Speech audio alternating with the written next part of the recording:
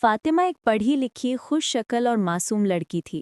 اس کے والدین نے اس کی پرورش بہت محنت سے کی تھی، لیکن کالج میں اس کی ملاقات ایک لڑکے عادل سے ہوئی۔ ابتدا میں دوستی ہنسی مذاق تک محدود رہی، پھر میسیجز، کالز اور خفیہ ملاقاتوں تک جا پہنچی۔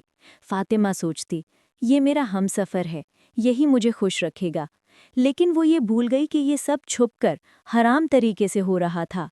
پہلا صدمہ، خاندان کا اعتماد ٹوٹ گیا۔ ایک دن اس کا بھائی اس کے موبائل پر میسیجز دیکھ بیٹھا۔ گھر میں طوفان کھڑا ہو گیا۔ والدین نے روتے ہوئے کہا، فاطمہ، ہم نے تجھ پر اعتماد کیا تھا اور تو نے ہمیں شرمندہ کر دیا۔ یہ الفاظ اس کے دل پر ہتھوڑے کی طرح گرے۔ اس نے پہلی بار سمجھا کہ حرام تعلق صرف اس کا نہیں بلکہ اس کے پورے خاندان کی عزت کا مسئلہ ہے۔ دوسرا صدمہ، لڑکی کا بدل جانا۔ کچھ دن بعد عادل نے باتیں کم کر دیں۔ اس نے صاف کہا، میں ابھی شادی کے لیے تیار نہیں ہوں۔ فاطمہ کی دنیا اندھیرے میں ڈوب گئی۔ وہ راتوں کو روتی اور سوچتی، جس کے لیے میں نے اپنے ماں باپ کو شرمندہ کیا، اس نے مجھے ہی چھوڑ دیا۔ تیسرا صدمہ، معاشرے کی سزا۔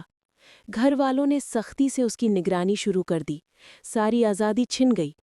رشتے آتے، لیکن خاندان کو ڈر لگتا کہ کہیں یہ ماضی سامنے نہ آ جائے۔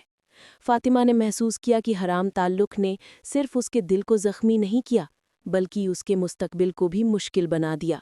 بیداری کا لمحہ۔ ایک رات اس نے قرآن کھولا تو یہ آیت سامنے آئی، وَمَن يَتَّقِ اللَّهَ يَجْعَلْ لَهُ مَخْرَجًا وَيَرْزِقْهُ مِنْ حَيْثُ لَا يَحْتَسِبُ۔ جو اللہ سے ڈرتا ہے، اللہ اس کے لیے نکلنے کا راستہ بنا دیتا ہے اور وہاں سے رزق دیتا ہے جہاں سے وہ گمان بھی نہیں کرتا۔ وہ دیر تک روتی رہی اور اللہ سے کہا کہ یا اللہ، میں بہت گناہگار ہوں، میں نے اپنے والدین کو رلایا، اپنی عزت کو خطرے میں ڈالا، لیکن اب میں تیری طرف پلٹ رہی ہوں، مجھے معاف کر دے۔